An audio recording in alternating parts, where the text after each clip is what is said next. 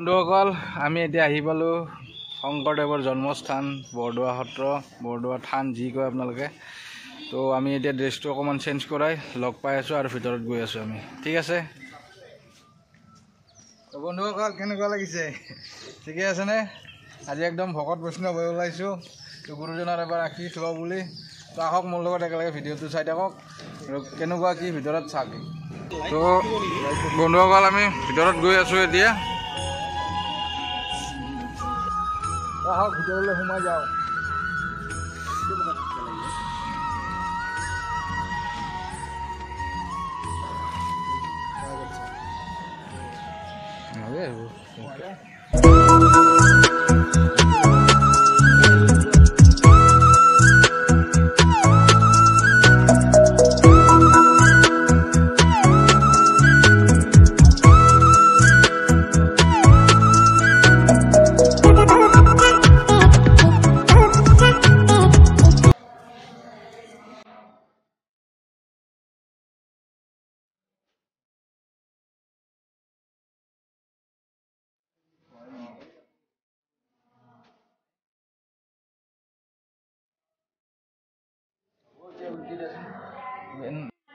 একদম পৰিৱেশ গাম্ভীৰ্যপূৰ্ণ পৰিৱেশ বুলি ক'ব লাগিব। তো আমি ৰূপ অলপ লোৱাচোন এইটো।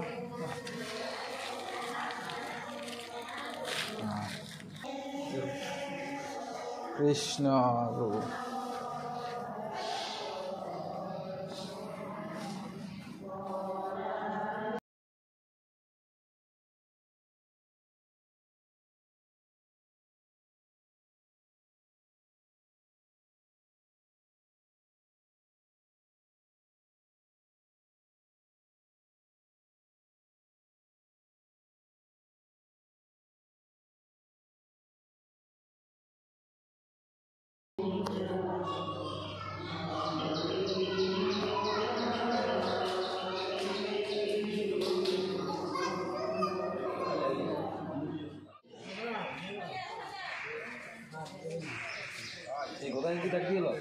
হ'ব হ'ব হ'ব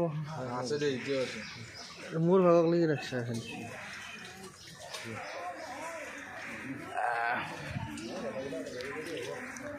তো আমাৰ অলপমান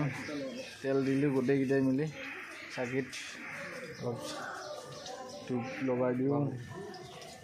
দিয়া দিয়া দিয়া কি বস্তু? ভকতৰ দুখ দেখি গোপাল আশ্চৰ্য কৰি দিলে গুৰু ভাল।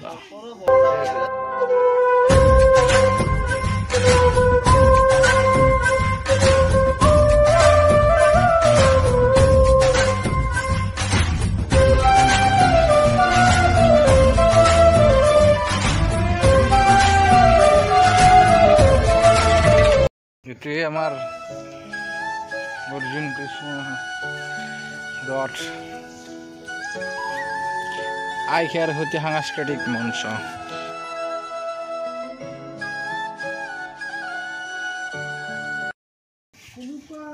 বহুত ডাঙৰ প্ৰজেক্ট গম পাই, ইয়াতে এনেকে বনাই চনাই দে কিবা কানি কৈছে দে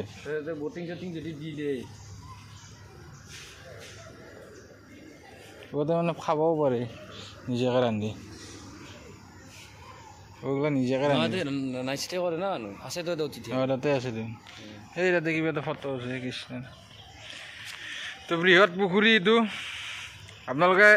বেলেগৰ ভিডিঅ'ত দেখা পাইছে অন্য ভিডিঅ'বিলাকত। তথাপিও আজি মোৰ চেনেলৰ যোগেদি যদি কোনোবা নতুন নতুন আহিছে তেখেতসকলে চাইছে চেনেলটো ছাবস্ক্ৰাইব কৰি দিব নাপাহৰিব। এক সুন্দৰ পৰিৱেশ গুৰুজনাৰ আমাৰ সকলোৰে অসমীয়া সংস্কৃতি অসমীয়া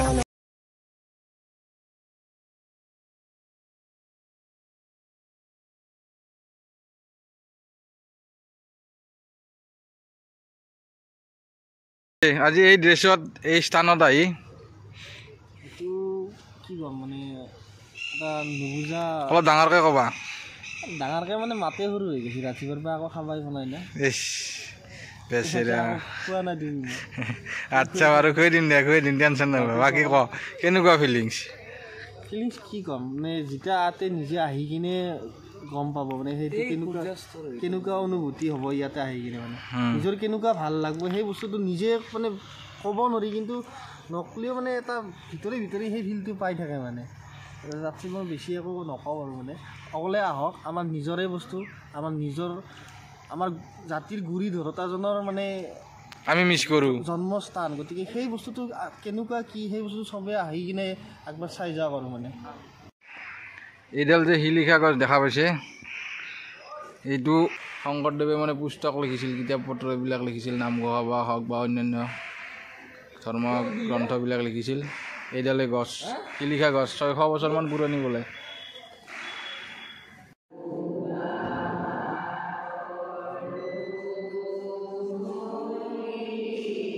দেখা পাইছে আপোনালোকে খুব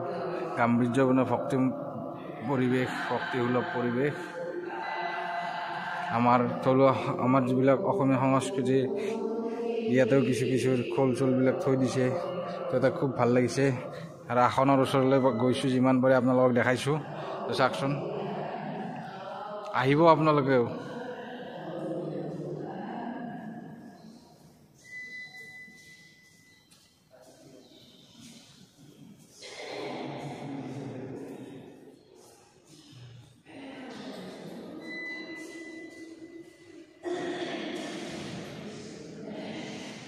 লাইনটো কেনে মিলিলে এইটো অক্ষয় চাকি নেকি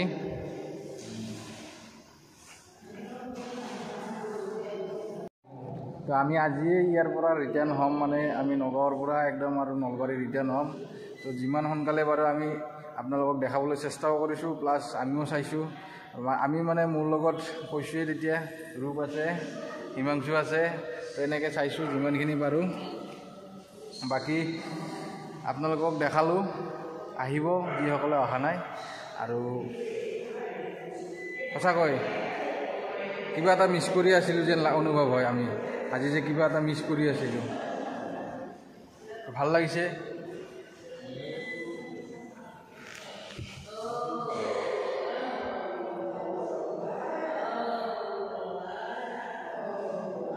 গুৰু আসন এয়া 1 2 3 4 7খলপীয়া গুৰুৰ আসন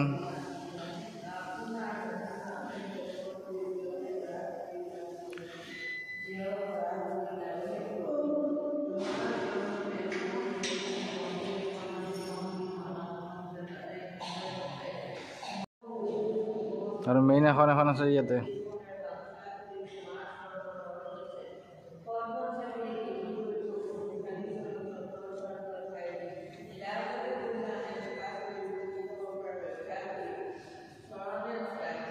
আৰু ইয়াতে এখন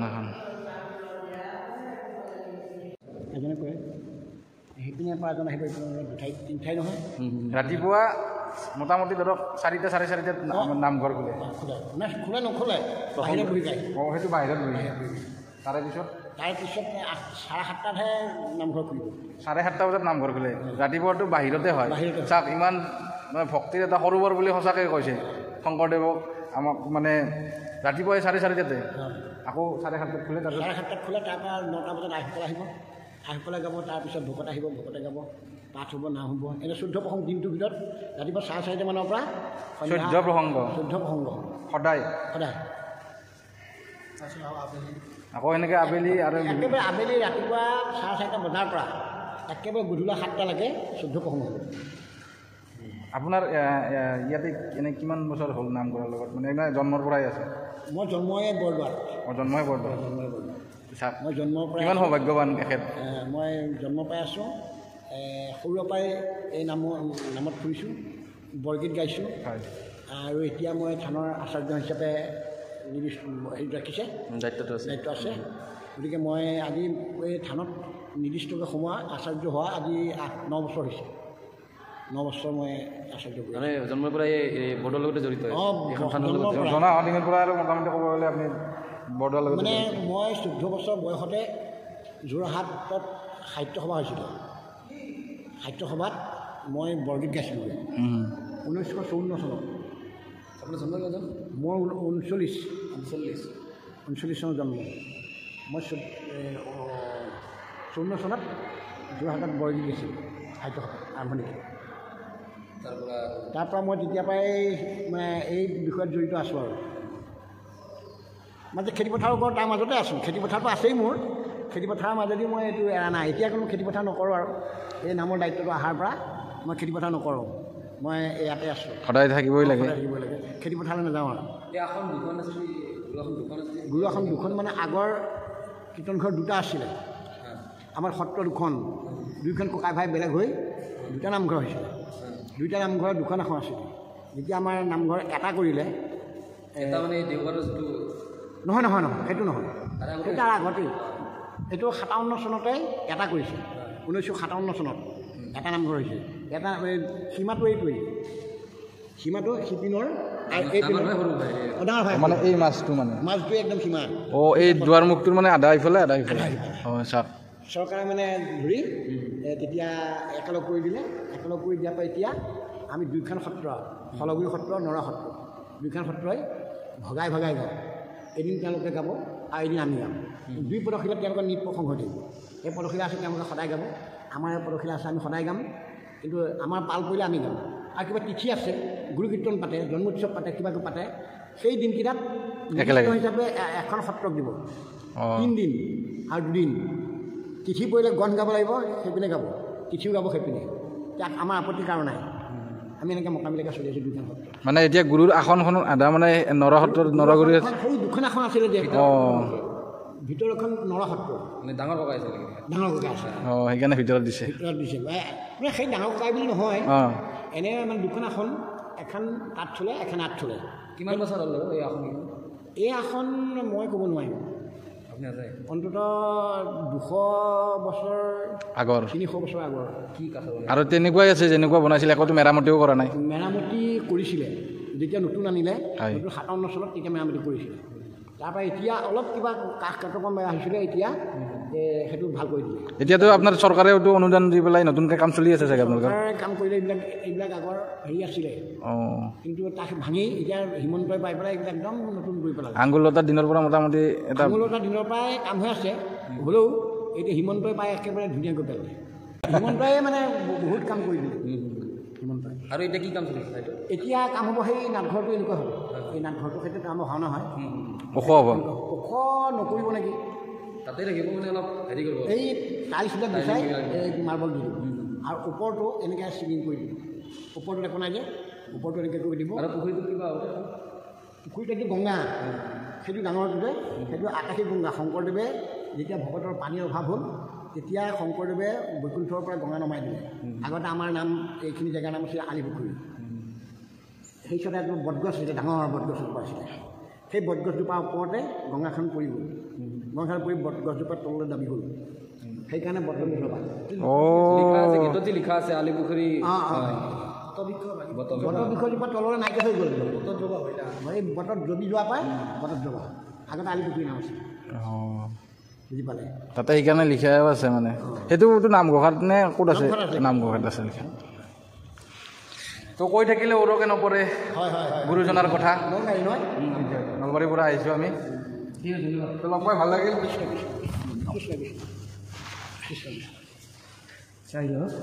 লগ পাম বাপ আমি গোটেইখিনি কাম কি কৰিছোঁ আপোনাৰ সিমান পাৰে আপোনাৰ লগ পাম নিশ্চয় লগ পাম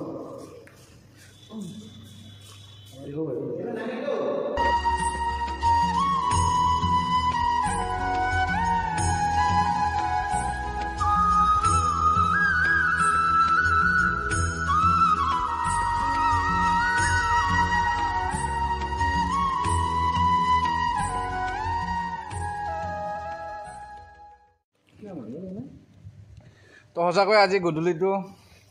আজি দিনটো আমি ক'ব গ'লে খুব ভাল লাগিছে সৌভাগ্যৱান যে আমিও গুৰুজনাৰ আমি জন্মস্থানত এবাৰ চকু ফুৰাবলৈ পাইছোঁ তো লগ পাই আছোঁ বাহিৰত আমি এতিয়া ওলাম যিহেতু আমি ৰিটাৰ্ণ যাম তো বন্ধুসকল আহি আমি ৰিটাৰ্ণ এতিয়া আমি জাগিৰোড পাৰ হৈ গ'ল না তো আমি জাগিৰোড পাৰ হৈ আহিছোঁ তো অলপ ঠাণ্ডাও লাগিছে অলপ ভোকো লাগিছে তো অলপ খাই লৈ আমি একদম ঘৰলৈ বুলি গতি কৰি থাকিম ব্ৰেক লৈছোঁ মোটামুটি 80 কিলোমিটাৰমান আমি একেলগে চলাই দিলোঁ। তো এতিয়া আমি এটা ব্ৰেক লৈছোঁ সৰুকৈ, কিবা কিবি অলপ খাই লওঁ, লগ পাইছোঁ দিয়ক।